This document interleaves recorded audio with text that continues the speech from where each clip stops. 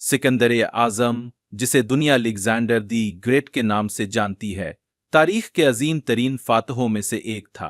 उसकी बेपनाह जरात और न ख़त्म होने वाली ख्वाहिश ने उसे एक ऐसी सल्तनत कायम करने पर मजबूर किया जो यूनान से लेकर मिस्र और हिंदुस्तान तक फैली हुई थी, और इसने बेशुमार सकाफ़तों को एक हुक्मरानी के तहत मुतहद किया।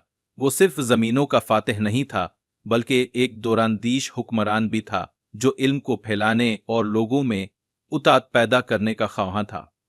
कम उम्री के बावजूद सिकंदर का दिल दुनिया पर एक ना मटने वाला नक्श छोड़ने के जज्बे से सरशार था। उसकी कहानी बहादुरी और जहानत की आज भी नस्लों को हौसला और तहरीक देती है। सिकंदर आजम की जिंदगी का दूसरा पहलू उसकी बेमिसाल कायदाना सलाहियतों और इंसान दोस्ती में नजर आता है।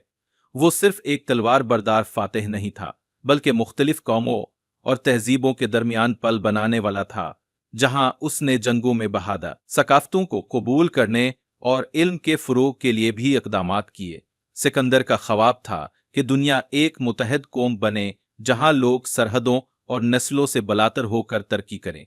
उसका दौर चाहे मुख्तसर था, लेकिन इसके असरात हमेशा के लिए तारीख में जिंदा रहेंगे। सिकंदर की मीरास हमें याद दिलाती है कि अजीम रहनुमा सिर्फ जंगों से नहीं, बल्कि अपने वूजन और इंसानियत से पहचाने जाते हैं। सिकंदर आजम की जिंदगी का तीसरा पहलू उसकी जवान उम्री में मौत और उसके बाद की मीरास है। दुनिया के बड़े हिस्से को फतह करने के बावजूद किस्मत ने उसे तवील उम्र की महलत ना दी।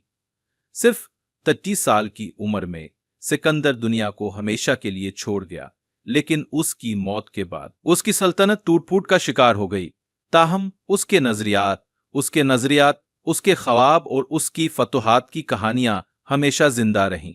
सिकंदर की मौत एक याद दहानी है कि इंसान कितना भी अजीम हो, वक्त के आगे बेबस है, लेकिन उसके अमाल और ख्वाब सदियों तक जिंदा रह सकते हैं। आज भी सिकंदर आजम की जिंदगी और उसकी मीरास दुनिया भर के लोगों को हौसला और तहरीक देती है कि बड़े ख्वाब देखें और उन्हें हकीकत में बदलने की जस्तजू करें।